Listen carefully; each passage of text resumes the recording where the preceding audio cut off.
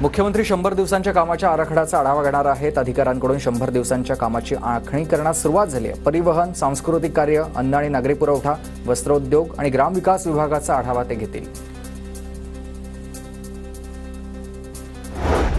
राज्यातील विमानतळ प्रकल्पांच्या कामांना गती द्या। मुख्यमंत्री फडणवीसांच्या सूचना। या कामांना केंद्र शासनाबरोबरच राज्य शासनाकडून भरीव स्वरूपाचं सहकार्य केलं जाईल। मुख्यमंत्री फडणवीसांची ग्वाही। उद्धव ठाकरेंकडून सतीश प्रधान यांच्या पार्थिवाचं अंत्यदर्शन। शिवसेनेचे माजी खासदार सतीश प्रधान यांचं काल वृद्धापकाळानं निधन झालंय। उपमुख्यमंत्री एकनाथ शिंदेंकडून सतीश प्रधान यांच्या पार्थिवाचं अंत्यदर्शन। माजी महापौर सतीश प्रधान यांचं काल वृद्धापकाळानं निधन झालंय।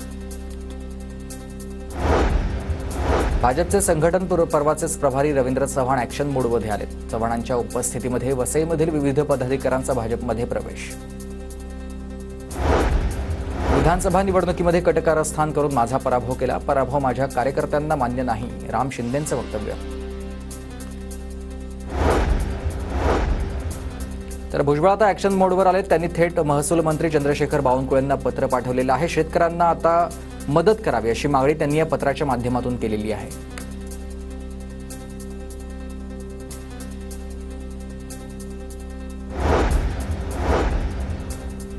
तर वाहतूक कोंडी सोडवण्यासाठी खासदार बाळामामा स्वतः रस्त्यावर उतरलेले आहेत। रस्त्यावर उतरून त्यांनी वाहतूक सुरळीत केलेली आहे।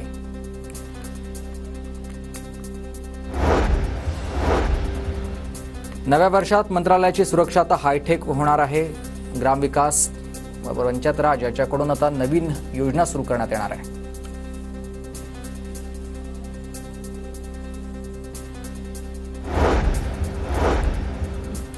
ग्राम रोजगार सहाय्यक संघटनेनं भरत गोगावले मंत्री यांची भेट घेतलेली आहे। आपल्या वेगवेगळ्या मागण्यांचं निवेदन मंत्री गोगावलेंना त्यांनी दिलंय।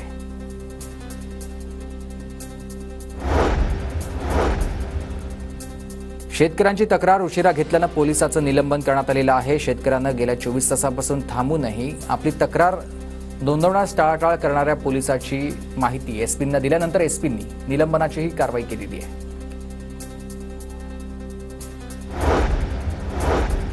कोल्हापूरच्या काळमवाडीमध्ये धरणाला गळती। खासदार शाहू महाराजांकडून पाहणी करण्यात आली आहे।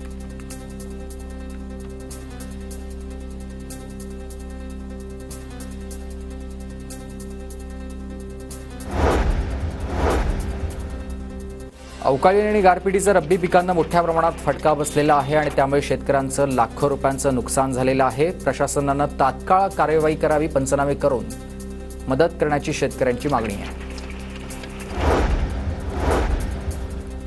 ढगाळ वातावरणाचा फळबागांना मोठ्या प्रमाणात फटका बसलेला आहे। नागपूरमधील संत्री आता पडून आहेत आणि या सगळ्यामध्ये शेतकऱ्यांनी प्रशासनाकडे मदतीची मागणी केली आहे।